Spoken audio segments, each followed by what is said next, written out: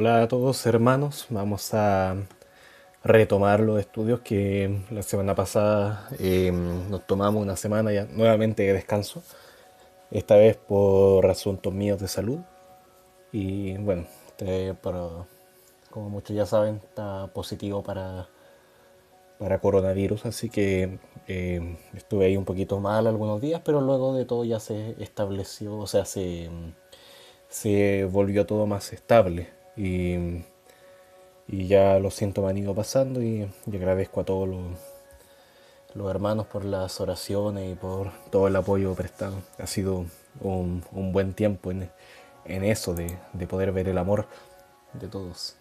Así que bueno, tenemos que seguirnos centrando como iglesia, tenemos que seguir edificándonos y aprovechando bien este tiempo. Así que ahora ya estando bien de salud, obviamente todavía tengo el virus en mi cuerpo, pero hay que aprovechar bien estos momentos para seguir con los estudios. Así que estamos viendo esta parte ya del Evangelio. Estamos viendo lo que no era el Evangelio, lo que sí era, también viéndolo como esta definición de noticias del Evangelio como un acontecimiento, también viéndolo como eh, más allá de una obra que nosotros debamos hacer, verlo también como una obra que el Señor ya ha hecho, que es que Él ha estado salvando, Él salva en tiempo presente, como lo describía, hay un texto puritano, Él salva a pecadores. Y es una definición muy breve, en cierta medida pobre, porque no nos dice mucho de lo que nosotros quisiéramos saber sobre lo que es el Evangelio, pero sí es completa en el sentido de que al estudiar la frase Dios salva a pecadores, nos podemos llenar de toda la ricura, esa palabra no iba ahí, de toda la riqueza del, del Evangelio. Así que vamos a seguir. Estábamos viendo todo esto de que el Evangelio no es producto del Evangelio, dirigido al hecho de que eh, de las obras, eh, que no son las obras lo que produce el Evangelio, sino que el Evangelio, al llevarnos a tener una buena reconciliación, una verdadera relación con Dios, ahora nos conduce a las obras, pero no hay que anteponer las obras por sobre la gran obra de Dios en nosotros. Así que ese texto no lo habíamos terminado de leer y quiero que concluyamos eso y que pasemos al siguiente capítulo donde dice eh, la siguiente frase que, mira, no la tengo acá. Ah, sí, el Evangelio tiene dos enemigos iguales y opuestos. Y eso lo vamos a retomar, o sea, lo vamos a tomar inmediatamente. Así que ahora, antes de empezar con el estudio, vamos a tener un tiempo de oración. Vamos a dejar esto en las manos del Señor y que Él sea usándonos. Gracias Dios nuestro por este bello día que nos has dado. Gracias Padre por tu creación. Gracias también por los hermanos que han apartado tiempo para escuchar estos audios y también ser edificados mediante la obra de tu palabra y también mediante el tiempo que ha estimado este siervo Timothy Keller para que también podamos ser edificados en una visión correcta de una iglesia. Pedimos, Padre, que esto sea de gozo para nuestra vida, que sea de edificación y que sea también tu palabra predicada. En el nombre de Jesús, amén. Bien, vamos retomando entonces inmediatamente. Esto yo voy a comenzar leyendo desde la página, eh, déjame decirte qué página, 60 y 61. Vamos a ir en la página 61 ya. Y quiero retomar donde dice estoy convencido de que, ¿ya? Desde ahí vamos a leer.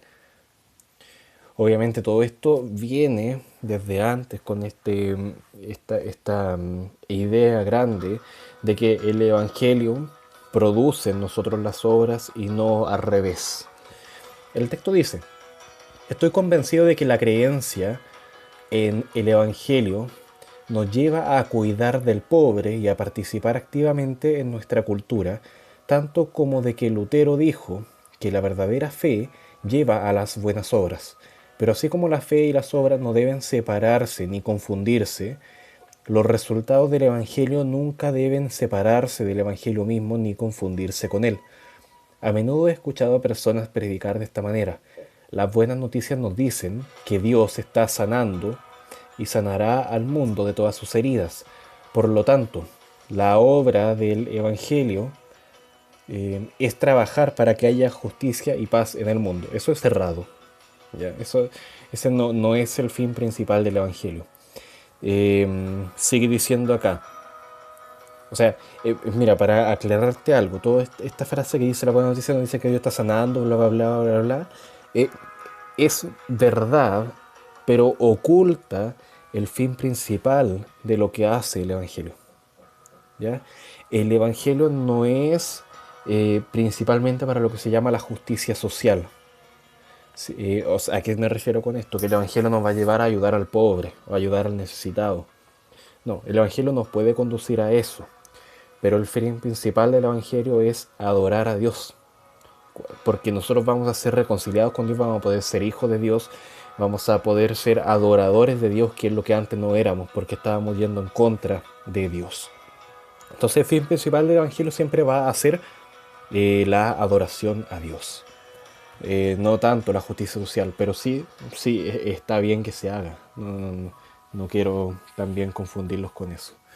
El peligro de esta manera de pensar no está en que las afirmaciones sean falsas, no lo son, de ahí está lo mismo que les decía, sino que confunde los efectos con las causas, confunde lo que el Evangelio es con lo que el Evangelio hace. Cuando Pablo habla de la renovada creación material, declara que nosotros tenemos garantizados los cielos y la tierra nueva, porque en la cruz Jesús restauró nuestra relación con Dios como verdaderos hijos e hijas. Nuevamente el tema de la relación con Dios. Acá, ojo con la palabra porque. Mira, te la leo de nuevo. Declara que nosotros tenemos garantizados los cielos nuevos y la tierra nueva, porque en la cruz Jesús restauró nuestra relación con Dios como verdaderos hijos e hijas. Ojo con esa palabra, porque ese es el actuar correcto del Evangelio.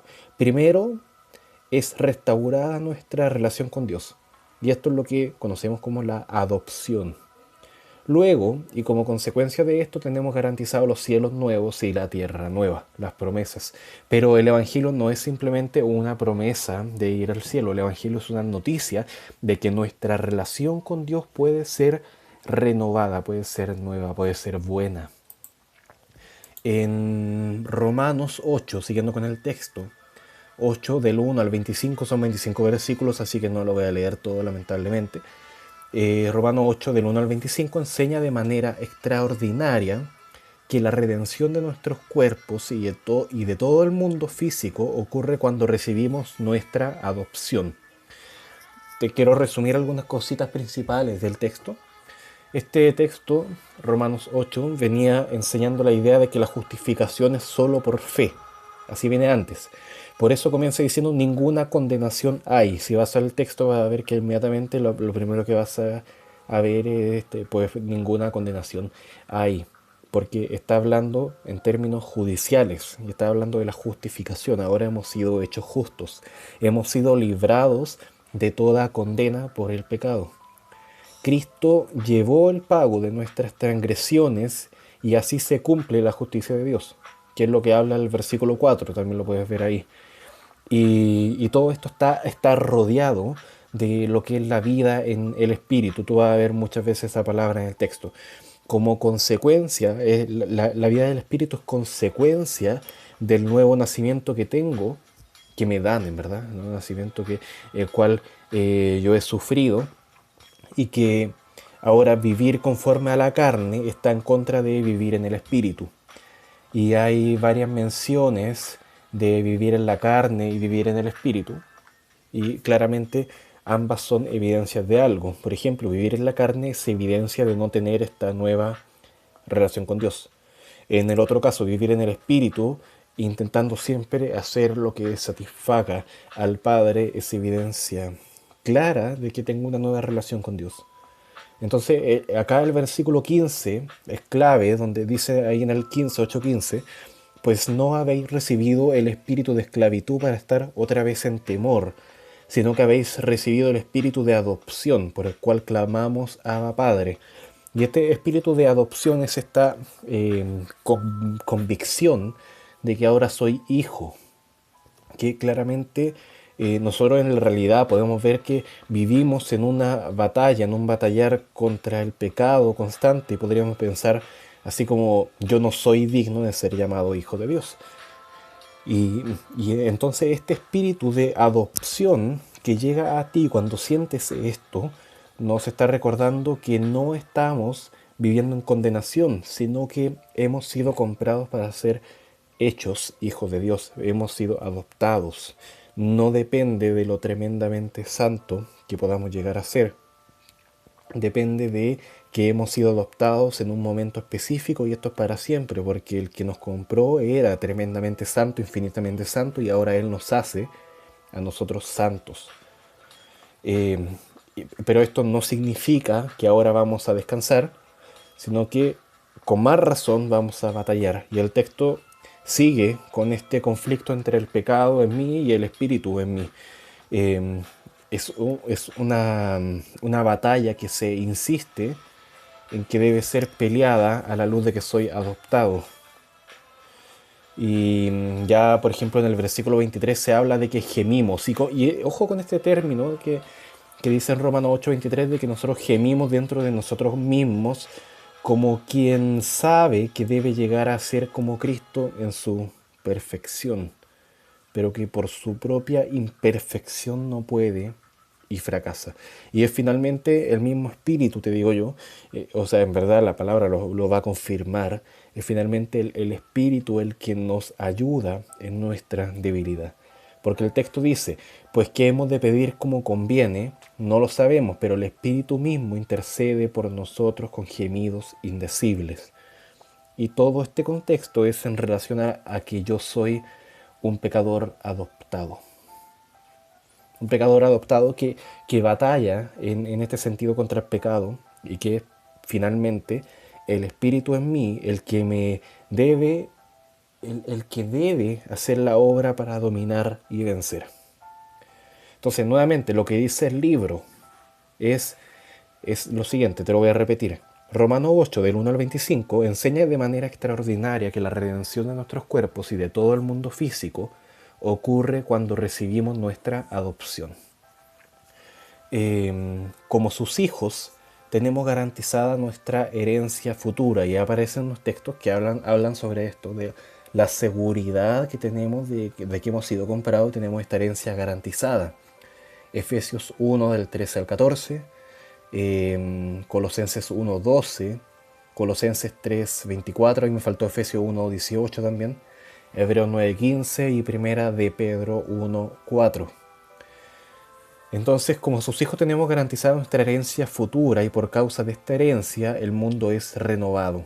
El futuro es nuestro gracias a que en el pasado Cristo culminó la obra. Bueno, acá todos estos versículos hablan de que hablan de lo que es la herencia que nosotros recibimos en Cristo, pero o sea, lo que te muestra esto es la idea de algo que nos ha sido regalado, se nos regaló esto, ya es nuestro, pero todavía no. Es algo enredado, o sea, es nuestro, pero todavía no. Es algo que no tenemos aún, pero que no lo vamos a perder. Ya está nuestro en el papel. Ya tenemos garantizada la vida eterna, pero aún no estamos viviendo en lo que se llama, por ejemplo, en teología, el estado eterno. O sea, la eternidad en el cielo. ¿Ya? Aún estamos viviendo en esta etapa de la vida en que nos enfermamos, pecamos, pero sabemos que en Cristo, más que enfermedad, tenemos vida eterna, tenemos salud eterna. Y más que pecado tenemos perfección, tenemos santidad. Eso ya es así, está garantizado. En Cristo somos santos, en Cristo somos perfectos. Y eso no lo va a cambiar nada. Es una herencia que ha sido garantizada, pero aún no la disfrutamos en pleno. Mira, sigamos. No debemos dar la impresión de que el Evangelio es simplemente un programa de rehabilitación divino para el mundo, sino más bien que es una obra sustitutiva ya consumada. De ahí el término de que el Evangelio es noticia, es algo que ocurrió y que ahora debemos creer. No debemos, siguiendo con el texto, no debemos representar el Evangelio como algo que primordialmente une el programa del reino de Cristo, sino más bien como algo que se recibe, la obra consumada de Cristo. Si cometemos este error, el Evangelio se torna en otra obra, otra clase, digo, de una salvación por obras, en vez de una salvación por fe. Es como decir, yo necesito llegar a Dios y quedarme pegado a Dios, y el Evangelio erróneamente sería este pegamento que me une a Dios y que yo debo usarlo bien. Y dependiendo de qué tan bien lo use, seré salvo. No depende de qué tan bien lo use. El Evangelio es que ya está todo hecho. Y yo debo ser, en este caso, que se entienda bien, un ente pasivo. O sea, que yo recibo. En que lo único que deba hacer es arrepentirme y creer, pero comprendiendo que eso lo da el Espíritu. No es para alabanza y gloria mía, sino que es para alabanza y gloria de Dios. Vamos a citar nuevamente a este teólogo, como escribe J. I. Packer. El Evangelio nos trae soluciones, pongan atención porque esto yo creo que está clarito, no lo voy a explicar más. El Evangelio nos trae soluciones a estos problemas de sufrimiento e injusticia, pero lo hace resolviendo primero el más profundo de los problemas humanos, el problema de la relación del hombre con su hacedor. Y a menos que pongamos en claro que la solución de estos problemas depende de que se solucione este último, estamos desvirtuando el mensaje y convirtiéndonos en falsos testigos de Dios. Bueno, yo considero que eso está clarito, lo puedes ver obviamente en el texto. Un asunto relacionado con esto tiene que ver con si el Evangelio se propaga haciendo justicia. Ahora, cuando dice acá el Evangelio se propaga haciendo justicia, se refiere a hacer buenas obras, principalmente ayudar a los pobres, ¿ya? Para que se entienda el contexto de lo que está hablando Keller. No solo la Biblia repite una y otra vez que el Evangelio se difunde mediante la predicación, sino que el sentido común nos indica que las obras de amor, por importantes que sean como acompañamiento de la predicación, no pueden por sí mismas llevar a la gente al conocimiento salvador de Jesucristo. Las obras lo que hacen es adornar el mensaje, lo limpian, porque si yo tuviera malas obras y predicara un mensaje bueno, lo que harían estas malas obras sería entorpecer la predicación del Evangelio. Pero como yo tengo buenas obras, ¿qué hago? La predicación del Evangelio resulta adornada, resulta más hermosa, más creíble. Las personas en verdad van a poner atención a lo que estás hablando, porque van a ver que se confirma lo que tú mismo estás enseñando en tu propio cuerpo, en tu propia vida, en todo tu testimonio. Pero en sí el mensaje siempre es palabras. Otra eminencia, siguiendo con el texto, Francis Schaeffer, muy importante en teología, argumentó correctamente que las relaciones cristianas mutuas constituyen el criterio que el mundo usa para juzgar si el mensaje es verdadero. Así que la comunidad cristiana es la apologética final. Mira, me llamó bastante la atención esto que dice Schaeffer acá, Schaeffer, de la apologética final. Esto quiere decir que la mayor defensa de la fe es el testimonio. El testimonio respalda la fe, la comprueba. Pero eso no va a llevar a que los demás sean salvos porque vieron mi testimonio. Acá hay una confusión que muchas veces se repite en la práctica entre el evangelismo y la apologética. Realizar una apologética es presentar todos los documentos para ganar una discusión en cuanto a un tema de la fe. ¿Qué es predicar el evangelio entonces? Es mostrar mi fe. Yo no estoy dando evidencias de que mi fe tiene más sentido que la ciencia cuando predico el evangelio, o que mi fe tiene más sentido que alguna corriente de pensamiento sociopolítico o que otra religión. Cuando predico el evangelio no estoy comparando ni defendiendo, estoy presentando, estoy entregando una noticia. Obviamente va a estar presente la apologética en el evangelismo, sobre todo en el contexto social e histórico en el que vivimos, en una cultura postmoderna, pero no es la parte esencial. ¿Y qué te dice Schaeffer? Que la mejor apologética no garantiza la predicación del Evangelio correctamente. El hecho de ganar una discusión no significa que predicaste el Evangelio. El hecho de tener el mejor testimonio tampoco garantiza que estás predicando el Evangelio, pero sí va a ser una apologética, una defensa que va a respaldar muy bien tu mensaje. Va a decir, ah, claro, es verdad lo que dicen, porque mírenlo. Eh, Nuevamente, nótese de nuevo, sin embargo, la relación entre fe y obras. Jesús dijo, voy a buscar este texto, Jesús dijo que una comunidad llena de amor es necesaria para que el mundo sepa que Dios lo envió. Voy a leer el segundo texto que sale acá, que es Juan 13, 35. Así que ese versículo lo estoy buscando, estoy llegando casi. Acá está, mira. En esto conocerán todos que sois mis discípulos, si tuviereis amor los unos con los otros. Es útil tener amor porque va a servir para que conozcan en verdad que los que están hablando tienen la autoridad de Dios. O sea que en verdad Dios está obrando por ellos y lo que dicen es verdad.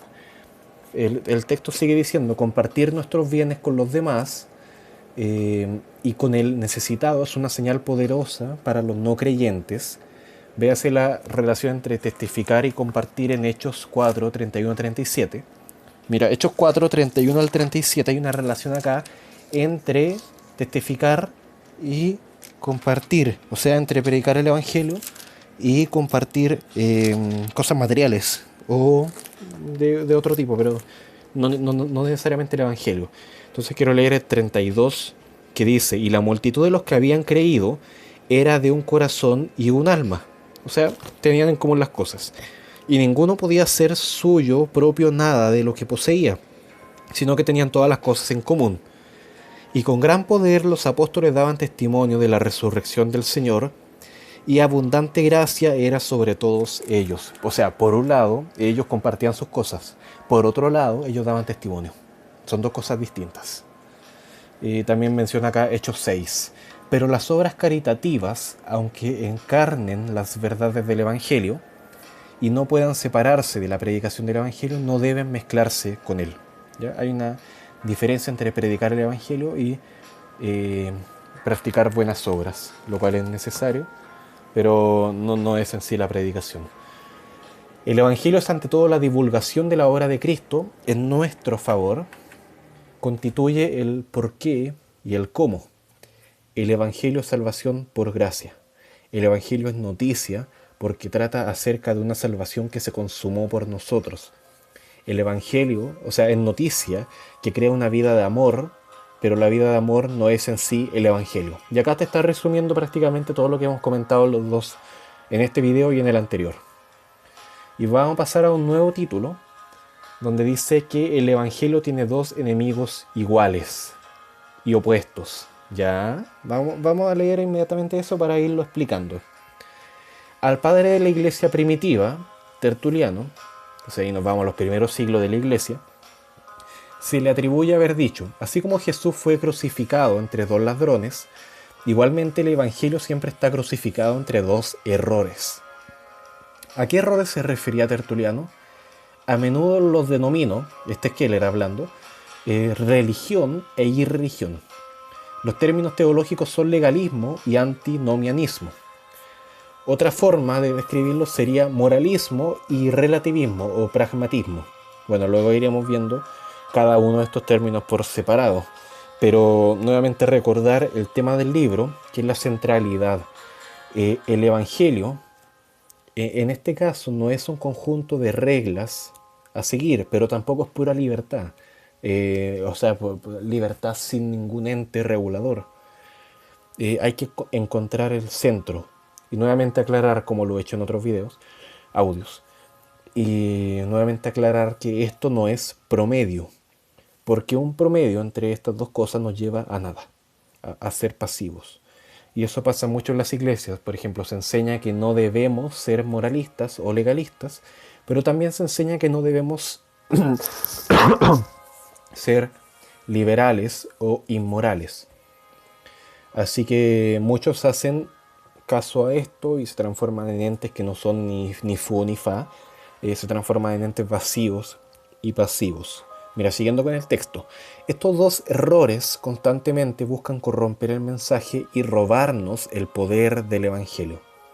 El legalismo dice que debemos vivir una vida santa y buena para poder ser salvos.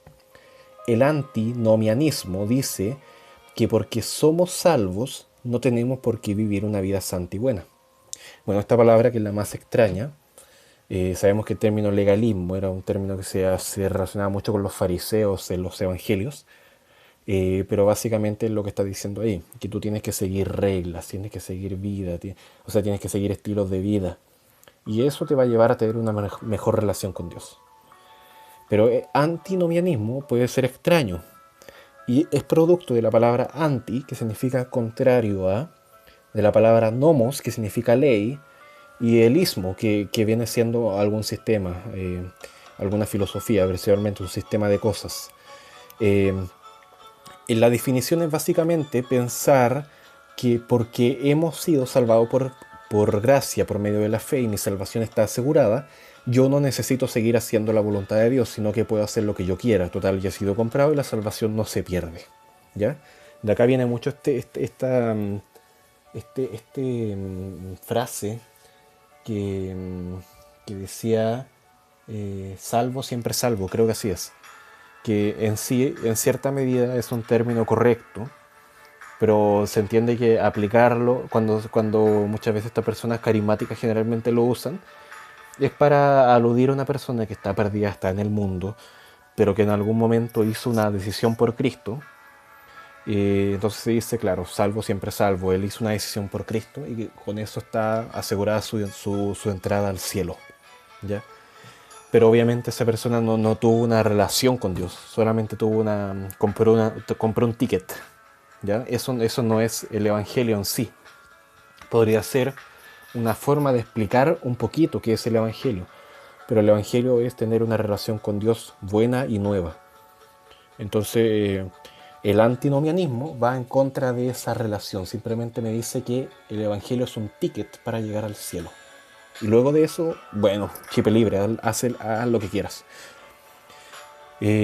Acá el autor dice, esta es la posición punta de lanza del Evangelio, una muy clara y aguda distinción entre legalismo, lo cual es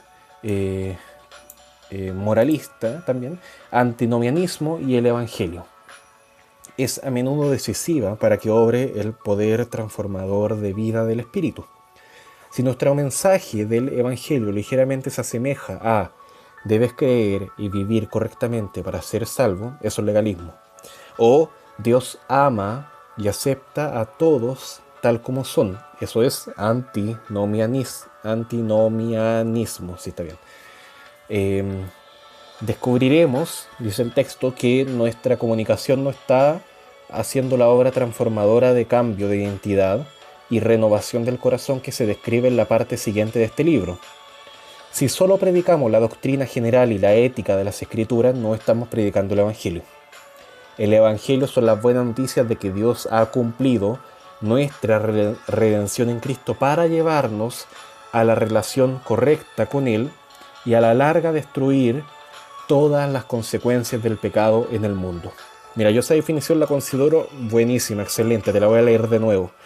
El Evangelio son las buenas noticias de que Dios ha cumplido nuestra relación en Cristo para llevarnos a la relación correcta con Él y a la larga destruir todas las consecuencias del pecado en el mundo. Con todo puede argumentarse con precisión que para entender todo esto, quién es Dios, por qué necesitamos salvación, qué hizo para salvarnos, debemos conocer las enseñanzas básicas de toda la Biblia. Hay un hombre, J. Gresham Machen, en verdad no domino quién sea, lo siento.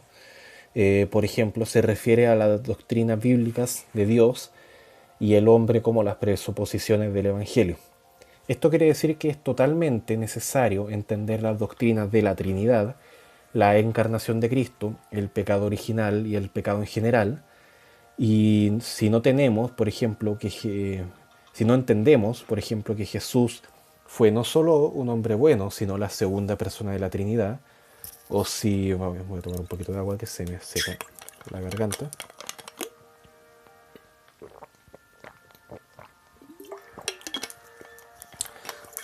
Si no entendemos lo que significa la ira de Dios, es imposible comprender lo que Jesús hizo en la cruz.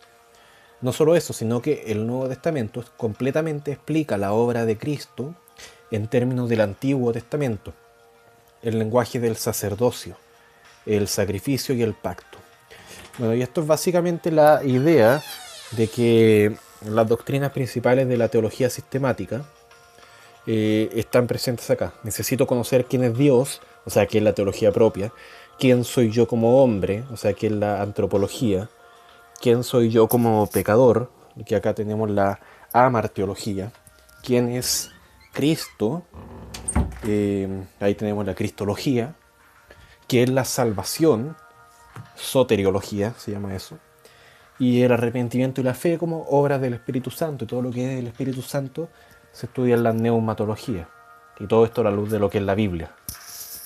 En otras palabras, no debemos meramente predicar la Biblia en general, debemos predicar el Evangelio. Sin embargo, a menos que los que escuchan el mensaje tengan un entendimiento sencillo, dice Timothy Keller, un entendimiento sencillo de la Biblia, no comprenderán el Evangelio. Cuanto más entendamos todo el cuerpo de la doctrina bíblica, mejor entenderemos el propio Evangelio. Y cuanto más entendamos el Evangelio, veremos con mayor claridad que esto es, a la larga, de lo que trata la Biblia. Bueno, y de acá sale la otra rama de la teología, que es la teología bíblica. La teología bíblica. La teología sistemática te encasilla todas las cosas de la Biblia por separado. O sea, acá estudia al Padre, al Espíritu Santo, al Hijo, al hombre, al pecado, bla, bla, bla. La teología bíblica te muestra cómo toda la Biblia puede ser vista a la luz de un tema en específico. Por ejemplo, el Salvador, el reino, cómo toda la Biblia te habla del reino, o cómo toda la Biblia te habla de la reconciliación. ¿Ya? Pero todas, desde Génesis hasta Apocalipsis. Eso es lo que muestra la teología bíblica. Sin embargo, todo este conocimiento no es lo mismo que la predicación del Evangelio. ¿Ya? Y vamos a ir terminando con lo siguiente. El conocimiento bíblico es necesario para el Evangelio y distinto al Evangelio. Sin embargo, a menudo sucede que cuando el Evangelio no se halla realmente presente, la gente comienza a equivocar su identidad. Bueno, concluyo diciendo que si no predicas el Evangelio, es muy probable que estés predicando una de las dos cosas que son enemigos del Evangelio. O sea, estarás predicando moral, ética, legalismo. O sea, cuando hablo de moral, no digo que lo moral sea malo, pero digo que cuando bloquea, cuando estorba lo que es el Evangelio, la obra de Cristo, para salvarte a ti, pecador, enseñar simplemente moral va a ser un estorbo, va a ser algo malo. O, por ejemplo, estarás predicando una liberación absoluta de Dios mismo. O sea, y nuevamente, predicar que Dios te libera absolutamente tampoco es malo, pero cuando pones eso en primer lugar y estás mostrando que, claro, no necesitas nada y hace lo que quiera de chip libre, también es malo. Tiene que estar centrado en Cristo y en su obra, en que Él hizo la obra. Y ahora lo que necesito hacer es profundizar en mi relación con Dios. ¿Qué es lo que hizo Dios? ¿Por qué lo hizo? ¿Para qué lo hizo? Y eso es conocer más al Evangelio. Y eso es lo que voy a hacer cuando comprenda en verdad toda la obra de Dios. Así que lo vamos a dejar hasta acá. Va a estar bien cortito esta vez porque bueno, no puedo hablar mucho. Se me cansa la garganta. Pero ya estamos mejorando de todo esto. Y bueno, tranquilo, no desesperen.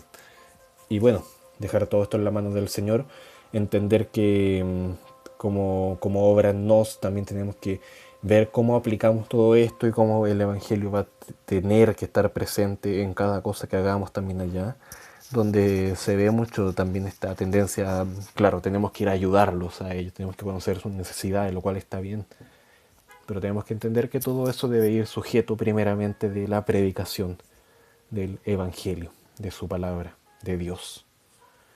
Así que lo vamos a dejar hasta acá y agradezco a Dios por todo lo que Él es y todo lo que Él hace y porque finalmente con el Evangelio también podemos conocerlo a Él, contemplarlo mucho mejor y podemos darle gloria a su nombre, al nombre de Dios Padre por medio de Jesucristo.